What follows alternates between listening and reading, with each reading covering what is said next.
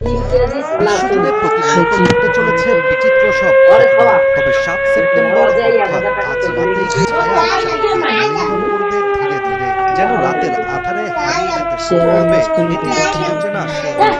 তবে এই অন্ধকারে চাঁদ হারিয়ে যাবে না, বরং রূপ বদলে পরিণত হবে এক রক্তিম লাল গোলকে, ঠিক যেন আগুনে দগ্ধ লালচে আলোয় ঝলসে ওঠা এক অদ্ভুত রূপকথার চাঁদের মতো। বিজ্ঞানের ভাষায় এই মহাজাগতিক রূপান্তরকেই বলা হয় ব্লাড মুন।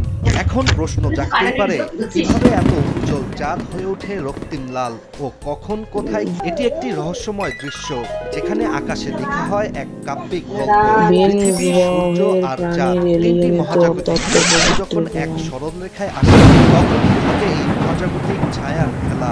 সূর্যের আলো তখন আর সরাসরি চাঁদে পৌঁছাতে পারে না, কিন্তু পৃথিবীর বায়ুমণ্ডল সূর্যের আলোকে ভেঙে বাঁকিয়ে রং বদলে দিয়ে সেই আলো ছুড়ে দেয় চাঁদের গায়ে। তখনই চাঁদ ধারণ করে বহু আলোচিত লালচে কমলা এক বর্ণ, যা দেখতে মনে হয় যেন আকাশে জ্বলছে এক রক্তিম আগুন।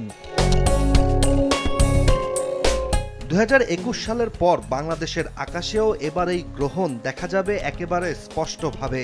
রাত ৯টা ২৮ মিনিটে শুরু হবে পেনম্ব্রাও ছায়ার নরম ছোঁয়া। এ সময় চাঁদে ধীরে ধীরে নামতে শুরু করবে এক অদ্ভুত ম্লানতা, ঠিক যেন কোনো গল্পের শুরু।